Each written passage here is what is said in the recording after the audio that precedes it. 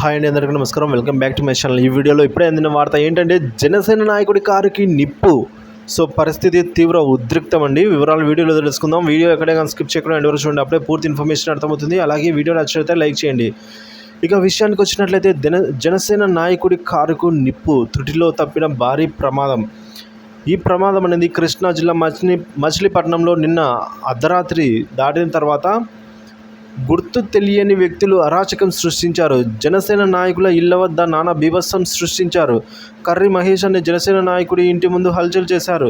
మహేష్ ఇంటి ప్రాంగణంలో ఉన్న కారుకు నిప్పు పెట్టారు. దీంతో అర్ధరాత్రి ఇంటి ముందు మంటలు చెలరేగడంతో కర్రి మహేష్ కుటుంబ సభ్యులు భయాందోళనకు గురయ్యారు. మరోవైపు కారు నుంచి మంటలు భారీగా చెలరేగాయి. వంట ఇంటి గోడ వైపు మంటలు ఒక్కసారిగా ఎగసిపడ్డాయి. అయితే ప్రమాదం తప్పింది. కారు పూర్తిగా దగ్ధమైపోయింది. దీంతో జనసేన నాయకుడు కర్రి మహేష్ తీవ్ర ఆవేదన వ్యక్తం చేశారు.